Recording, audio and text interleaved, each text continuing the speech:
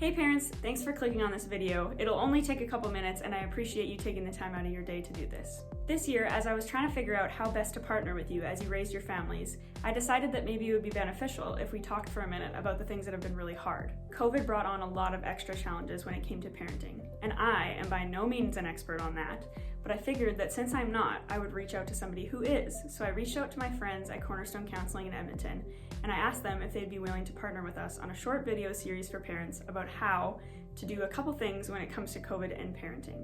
The couple of things that I asked them to focus on in these videos was, first of all, how to parent kids through a pandemic and how to parent them if they're having big emotions like anxiety or depression or just different things like that. And second of all, how to parent them as we come out of COVID. COVID restrictions are starting to end here and there, and so we're seeing that things are starting to change. And change is good, but also it comes with a lot of difficult things. So I asked my friends at Cornerstone Counseling to offer some advice on how best to help our kids through that. Now I'm going to pass it off to my friend Anne Renee, and I hope that these videos are really beneficial to you throughout your parenting journey. Hi parents, my name is Anne Renee Sherjang, and I'm a registered therapeutic counselor from Cornerstone Counseling in Edmonton. Over the years, I have had the opportunity to work with many children, teens, and families. I also have 2 children of my own, so trust me when I tell you that I know parenting can be challenging. It has been especially challenging over the past 2 years as we have tried to navigate the uncertainty of COVID. And the pressures that our teenagers have faced as a result has also taken its toll. COVID has created additional and ongoing stressors at a developmental time that is already challenging. As our teenagers have tried to manage through COVID, parents and caregivers might be noticing an increase in anxiety or maybe even depression. The first thing I want you to know is that you are not alone in this. Many teenagers and families are struggling. What is most important to take a look at is how we can help and support our teens. It's important to know that having some stressors in our life is not a bad thing. In fact, having some stressors can be useful. Having gradual stress within our lives actually helps us to learn how to better manage and cope. It helps our teenagers grow and develop important skills such as coping, problem solving, increasing their independence, as well as building resiliency. It's important not to simply allow our teens to avoid certain areas or situations of life simply because they find it too difficult. Using a gradual approach, we can assist them in slowly becoming more comfortable with some of the challenges and circumstances that they might be facing. There's a few different ways that we can help our teens to accomplish this.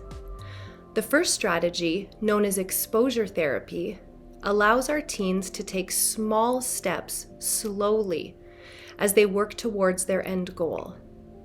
Now, if their end goal is talking in front of the class, for example, they might start by talking in front of their family at home.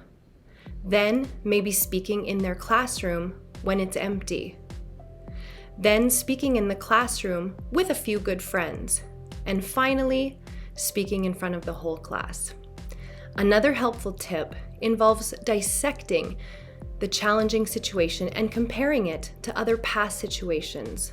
For example, if our teen is nervous about going to a social gathering, we might help them look at previous social gatherings, reminding them that things went well. Or we might look at why our teen might have been invited, which was likely because they are liked and others enjoy their company. This strategy allows our teens to look at the situation in a different and more ideally positive light. An important aspect to remember as we try to assist our teens in navigating through some of these challenges is to ensure that we're listening to what they have to say and validating how they're feeling. Whether they are feeling embarrassed, uncertain, or sad, it's important that we acknowledge those feelings for them.